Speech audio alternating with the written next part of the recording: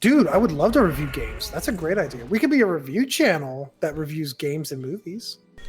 It almost seems kind of weird to not play the game you're reviewing on a video game channel, though. No, no, no, dude. This is what we got to do. When we're playing a game or when we're reviewing a game, we got to play a random movie in the background. Oh my god! go 180 with it. That would be pretty funny.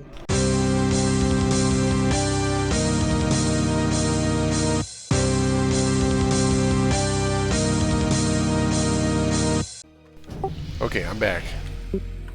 Awesome. Oh, dude, I got a guild invite. Look at this. Look at you go. Cult of Jupiter. Yeah, welcome back to Cult of Jupiter. Holy shit, look at this. That's pretty cool. Dude, Jupiter himself invited me.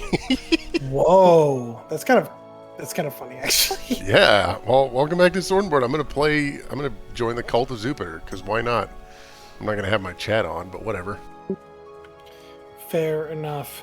And good afternoon, everybody. Yeah, Dallas has a thing. He's got a thing I for have the a movie. thing. We're going to do it, okay? So my name is Dallas, and this is Derek, and we're coming at you with a brand new episode of Sword and Board Silver Screen. Cool. Today's movie we will be rating is D&D Honor Among Thieves. Derek, our responsible and daringly handsome host, will be playing World of Warcraft Whoa. Hardcore. I know, I got that just for you, buddy. World of Warcraft Hardcore in the background for your entertainment. So with the movie ratings, how does the scoring work for this? Maybe. Well, we have 5 categories, and they are as follows. The first category is graphics and cinematography. This would be how good the movie looks. 2, the characters and acting. How well are the characters fleshed out? How is the acting? Did an actor phone it in? That sort of thing. The third category will be story. That's all you need. The fourth category will be pacing. How good is the pacing of the film? How does it feel to watch? And last but not least, rewatchability. For this one, we're going to go with rewatchability because this is a more humorous film and it's all about fun. Nice, dude. Yeah, right? Each of these categories is rated on a scale of 0 to 2, and at the end, we will add up the total to get a score out of 10. This is not a spoiler-free zone, however, so Derek will place our final score on the screen right now for those who don't want spoilers. Ding! All right, let's go ahead and get into this, good, right? dude. Yeah, there you go. And that way, we don't have to worry about that. So anyone who doesn't want That was spoilers, turn it impressive, off. right? Well, if anyone watched our last episode of the Classic Hardcore, they would know that we did the Guardians of the Galaxy Volume 3 review, and we had the same scoring system there, so it's pretty similar. But we're going to try and reduce the time on it. I know that was like a 45-minute episode. Yeah, and as much as I'm sure all of you love listening to 40-minute review on a 2-hour movie, maybe we'll avoid that this time. we'll see how we got into some more meta stuff, and it was a good discussion. I felt like it was fun. And also, it took us all the way to level 5, so we got out of Shadow Glen. So here we are in regular-ass Teldrassil, running around doing normal shit. I'm not of the starting cubby, as you will. So now things are actually, auto-aggro. I guess the spiders in the first cave are kind of auto-aggro, but this, where people tend to start dying, is over here in this village. See, look at this person. They're just, running away. Yeah, and me and Derek definitely discussed this ahead of time. But if he ends up dying in this run, we will stop the episode immediately, and that'll be the end. So, Yeah, hard stop, mid-discussion. yeah, hard stop. Just. Hey, if I don't like how the movie review is going, I'm just going to jump off a fucking cliff. And then I'll do the same thing in real life. Anyway, just kidding. All right, D&D Honor Among Thieves. We're going to go ahead and start with graphics and cinematography. I'll go ahead and jump in first here. The graphics, I think there is a graphical difference between certain characters. For example, Jonathan, the Wild Shapes, and the Halflings. They all have such a very different aesthetic, and it's a little jarring to me. Dude, did you know Jonathan was practical? Yeah, I did, and that's what I noticed, I think, in particular, was that he was practical. I loved Jonathan. He's my favorite. But Jonathan was actually sleeper, dude. He was pretty good. he was pretty sweet. But for a budget of 150 million, and the only thing I could compare it to really was Guardians of the Galaxy, which had a budget of 250 million, but more characters and more higher paid actors. I kind of just expected a little bit more. But I do think the film was fun, and the graphics and cinematography lent to the D&D aesthetic. What do you think, Derek? Yeah, I was gonna actually bring that up because the source material is so fucking random. First of all, D&D is a game from the 70s, and they have so many monsters. Also, dang, level 6. There's so many monsters. There's dozens and dozens of books. that go into this game, and they have to try and come up with some sort of a cohesive, like, visual representation of all these monsters that have been designed over decades. So I don't know, man. I thought the inclusion of like an Aarakocra, the Jonathan is what you were saying, and all these other characters and creatures and spells and everything. I thought it looked great, man. I love the movie, first of all, just in general, but it looked really good. I'll be the first to say that this film is a ball to watch. Like, it's a good time, it's just absolutely great time. So I'm there with you. And again, I do think it on a graphics level, it felt very D&D. Like, if someone said, this is a D&D movie, I'd be like, yeah, it is. Yeah, you can tell just by looking at it. Like, yep, that's a D&D movie. So for me, though, there was a little bit of jarringness. Personally, I gave it 1 out of 2. I didn't give it a full 2 out of 2. You coward. Yep. Are you giving it 2 out of 2, buddy? I'll give it a 2. I mean, what the hell, right? Like, first of all, knowing that like a lot of the stuff is practical and the costumes and stuff look great, and I thought the cinematography was fun, and even the stuff that was CG, it was still like in environment, like it looked good. So I don't know, man. I think the combination of everything that really was good. And I'm also going to compare it to Guardians 3, especially with those weird beast creatures on Counter-Earth that I fucking got so disturbed by. I thought the practical characters and the character design of this movie was better than that. So I have to give it a 2. All right. Well, agree to disagree, but I understand where you're coming from, so good stuff there. I'm okay with that. Okay, next. Better be. Shut up. Sorry, he's my D&D master. I have to apologize anytime I insult him, otherwise he'll kill my character. Talking about D&D, Foulness is going to take a quick slice to the throat next session. Oh, bummer. Hopefully I come back from it. Yeah, you just have to re-roll. Oh, no. All right, so second section, we're going to jump into characters and acting. Let's start with Ed Gein, our main character, and I would say bard / thief. Was that his name? Really? Ed Gein, Edgin. Yes. I don't think they said his name in the whole movie. I had to look it up. It's so funny. The main character, I don't know his fucking name. Yeah, Chris Pine, the character. To me, the character was just Chris Pine. It was like a D&D movie Pine. Featuring Chris Pine. So what did you think? That's how good he played it, though. Like it really felt like he was able to shine. He had good range. He seemed like a sincere dad / like roguish, character. Absolutely. And I will say, I agree with you. I totally agree that it's like Chris Pine, the character, and I think that works really well for exactly the aesthetic they were going for there. So, really they good on needed someone him. Relatable at the center of the film, and I think they nailed it. I think Chris was great. Perfect. Second character, Holga Kilgore, by Michelle Rodriguez. Was awesome. Now, I know she's famous for Fast and Furious, but I fucking hate those movies because I don't like fun. So seeing her in this role was a lot more refreshing for me and kind of made me look more favorably on her career as an actress. So, if one role and one movie reaches out to an audience and makes them, feel better about the rest of your portfolio, it must have been a good performance. I agree with that, and I also thought she was a fantastic character. Can we mention the idea that she's a fighter, right? And she has low intelligence for being a fighter. I think she's a barbarian. Barbarian, regardless, wrong? fighter or barbarian, one of the two, but still in that class of like martial skill, low intelligence kind of thing, right? But they didn't make her like dumb. They made it exactly how it should. So the core to one of the big gags in the movie is that the entire party is low intelligence. Correct. Yes. And literally, like mechanically in the game, the character classes that they're playing, barbarian, sorcerer, druid, bard, and even paladin, they don't even really have intelligence as a major class stat. Correct. So it's funny that you bring that up. By the way, anyone who's interested, you can actually get their character sheets off of the website. Oh, so you can play as these characters if you wanted to. That's kind of sick. I love that. Just a little shout out there. But I thought she was really fantastic. They did a great job. I love when she was talking about the druid who is named Doric becoming a deer in the city, and how Chris Pine thought it was a stupid idea, but then it ends up happening.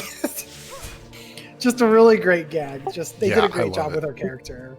And she does have a bunch of, I would say, heart in the end. But we'll jump into that into the story section, I think. So, Simon God damn, Ambar. I see through my stealth.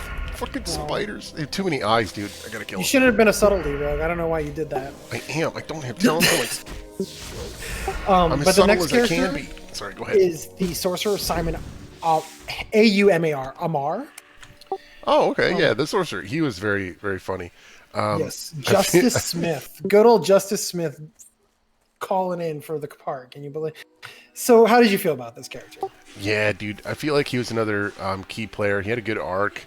I feel like he played that like kind of dorky sidekick, but then he also had like his own thing where he, towards the end of the movie got better and got more powerful. And it was fun. It was fun to watch him grow.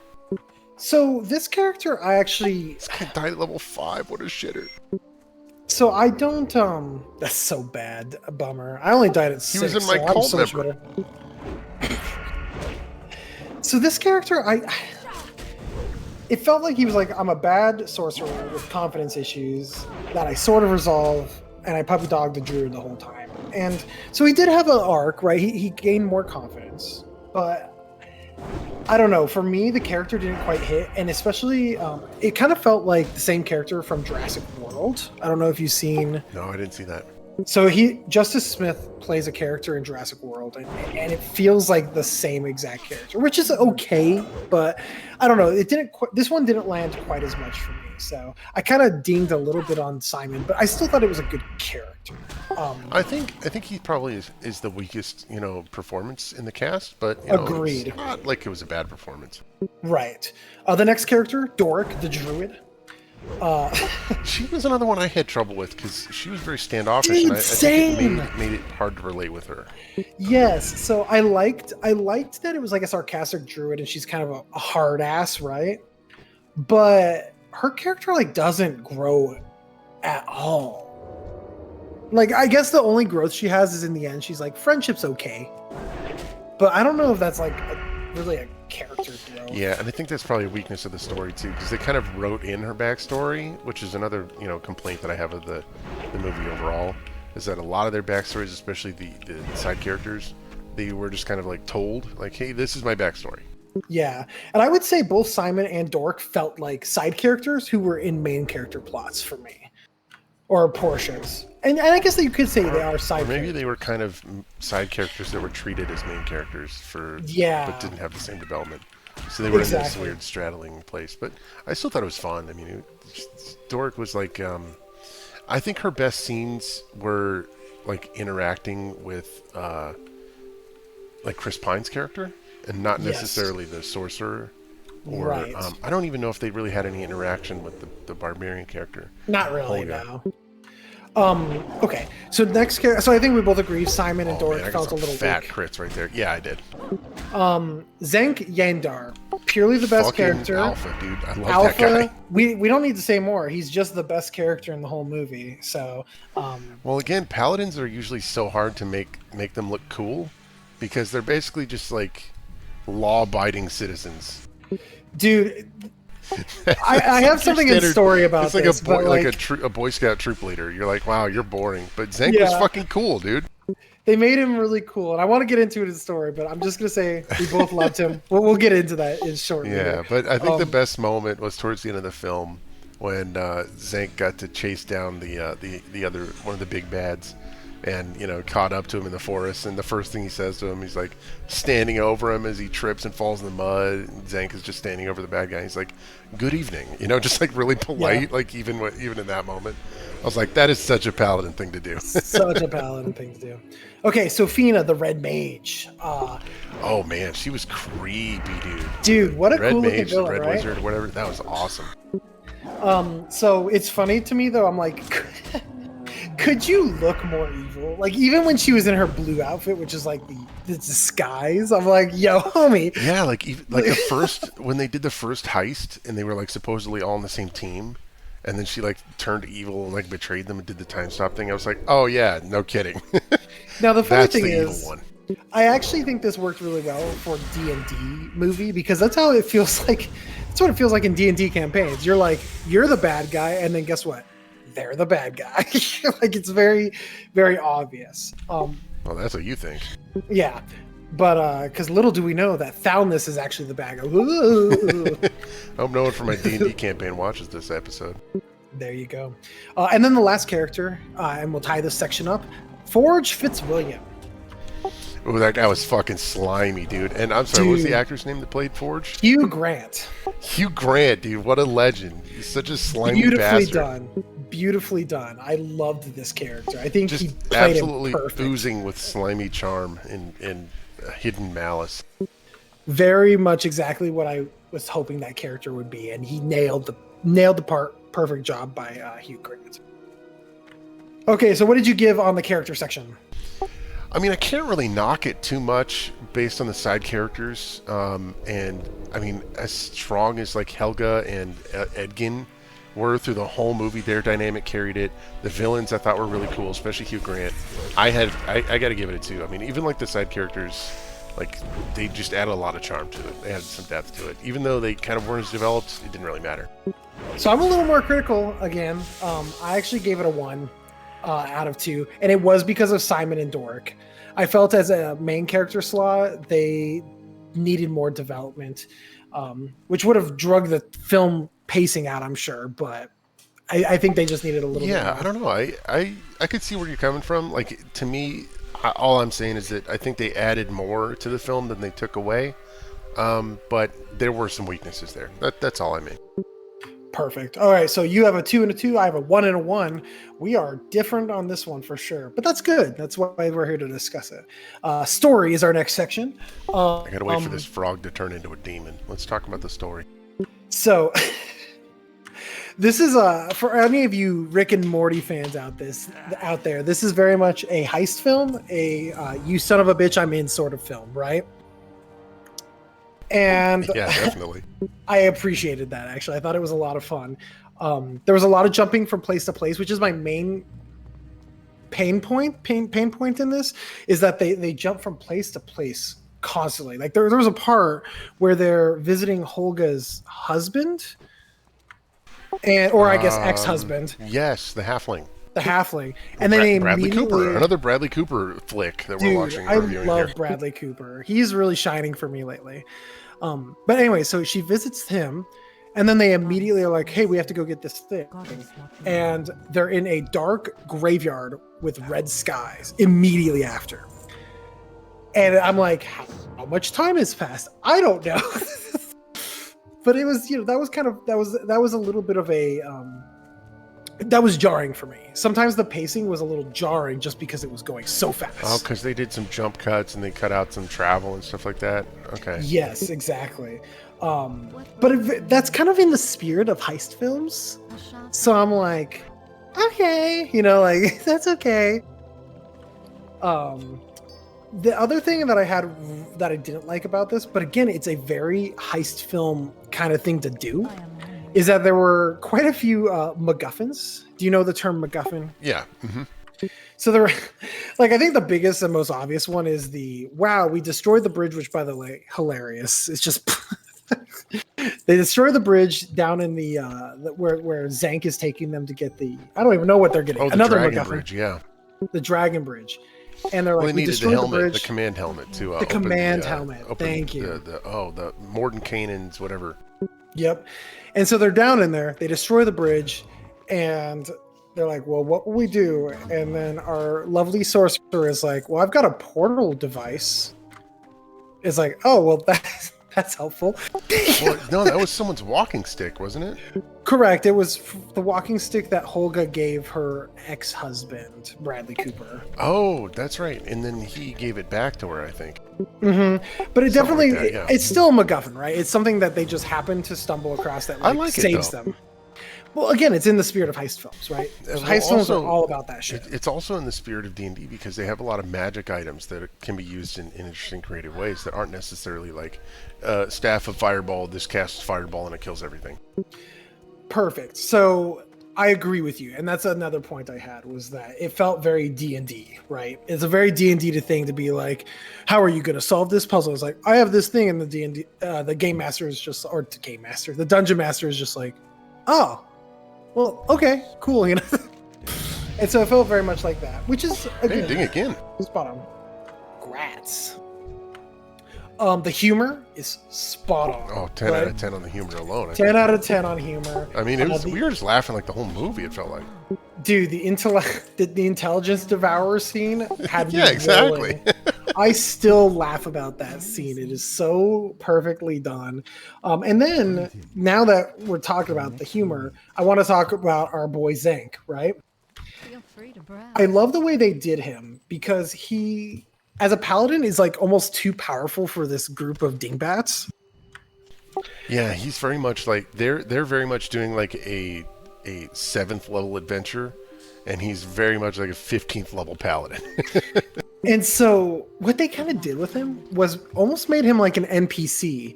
And they even doubled down on it when he leaves the party by having him walk in a straight line literally over a rock. Like, he is an NPC.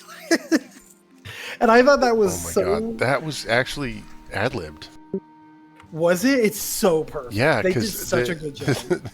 I remember seeing a behind-the-scenes clip of like the actors talking about it, and they were like, "Yeah, he was supposed to just walk away in a straight line, but they just like kept the camera rolling for like an extra bit of time, and they didn't call cut or anything, so he just kept walking in a straight line because that's what he was told to do."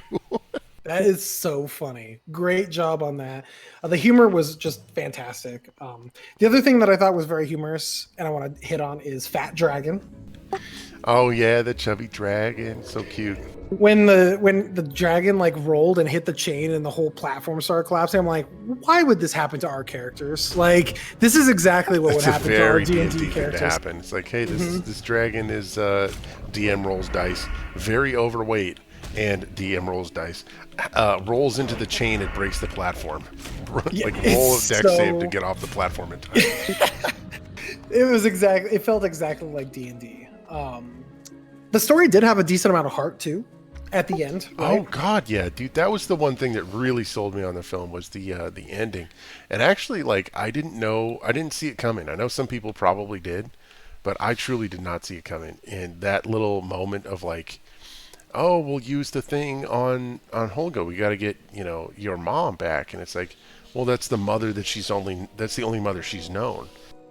Right. And dude, so that really got me in theaters. I was like, dang, dude. I teared up. I straight up teared up. Leslie's like, look at me. Yeah, it was a tearing up moment. Yeah. Oh, I'm like, shush, stop looking at me. Alana says she called it, but that's whatever. I also saw it coming, but like, it still was really well done. Now, despite all the negatives, I gave this story a 2 out of 2 because even though there were some things I didn't like, I think it felt very D&D, which is exactly the point. So, and I mean, it really could have gone wrong in a lot of ways, but I think they kept it simple and grounded. As much that, honestly, like, think about it, they could have gone to a whole nother level with D&D. Like, the whole franchise is just kind of crazy. They could have done all kinds of stuff, but they kept it simple and they kept it heartfelt, and it made it much more relatable. So I think the D&D franchise is in a better place now than before the movie, and you can't really ask for a better video game or tabletop game adaptation. So, out of 2, how much you giving it? Definitely 2. 2 on story. So far you're 2. Wow, you're giving this movie some great ratings. I'm telling you, man, I love this movie. I think it's great. Good stuff. And I gave it a 2 as well. So there we are. 4th section, 4 out of 5. We're at pacing. Kind of like this episode. This is the one part where I will kind of knock it, because what you were saying kind of did remind me of like some of the weird jumpiness of the story and the cuts and the scenes kind of getting stitched together, and there were a few moments of like, wait, what happened? Where am I? What's going on? Where are they? Yep. And so yes, I'm exactly the same way. So I mean, it was punchy. It wasn't like terrible, but it was I don't know. It was a little bit off in places. I think maybe they overcut it. It's hard to say. So they're cutting to try and make the movie watchable and not to lose audience, which I think is smart. I think for a movie like this, especially, like you said, I mean, this isn't the first D&D movie they've done, but it's the first one in a long time, and it's completely unconnected to the other one from my understanding. So they needed to keep people invested and for the whole time. Yep, it was definitely not a boring movie. It was very fun. That's actually one of my notes here. I said I was rarely bored, and the humor allowed for the story to move forward at a breakneck pace. So ultimately, though, the jarriness was a little bit tough sometimes to deal with. Again, I didn't know how much time had passed. I have no idea how much time passed from the beginning of the movie to the end of the movie for the characters. No idea at all. Could have been 3 years. It could have been 2 weeks. No idea. Yeah, and I mean, it's not critical to the movie, but it does kind of like, there are moments where you're like, wait, how long has this been going on? Mm-hmm. So I gave a 1 out of 2 on pacing. Yeah, I agree with that. 1 out of 2. Perfect. Okay. And our last section is going to be rewatchability. Go ahead. Why don't you lead this one, buddy? It's a 2, man. It's just a fun movie to pop on. You know, you can watch it anytime. You can watch it 5 times a day. It doesn't matter. You'll probably still laugh at the graveyard scene every time it happens. Every time it comes on, you'll laugh at it. It's just one of those classic comedy scenes. It's like a who's on first gag, you know? It's just hilarious. And I don't really see it like, I don't know. I could watch it every day. I think it's fun. Beautiful. I also gave it a 2 out of 2 for rewatchability.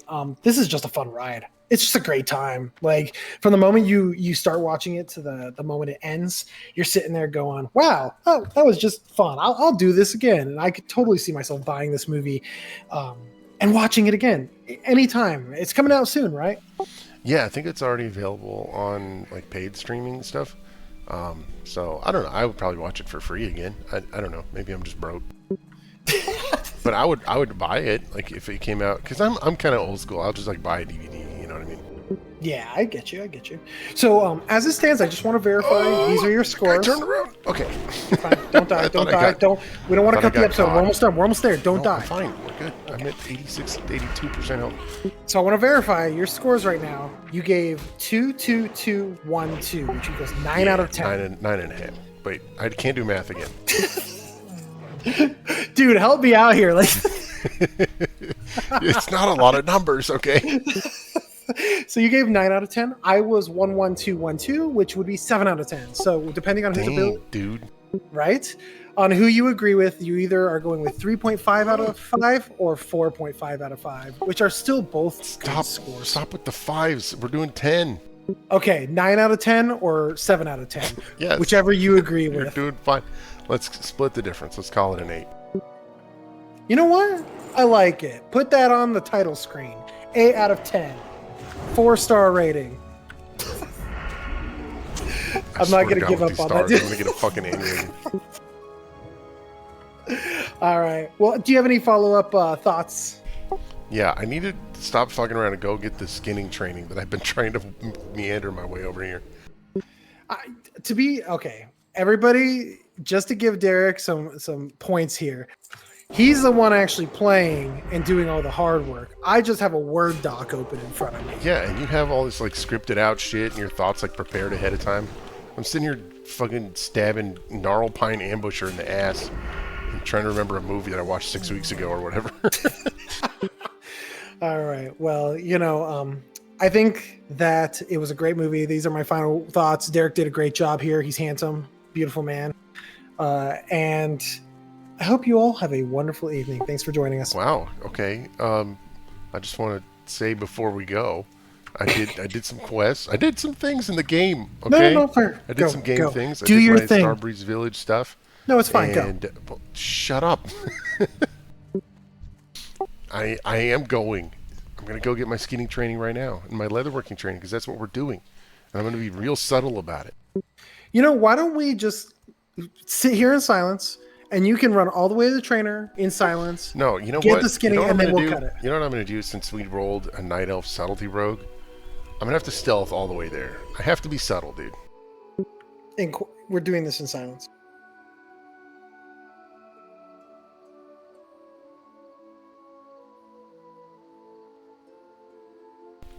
Well, I'm bored. All right, next time on Swordboard. All right. Take care, guys. Bye.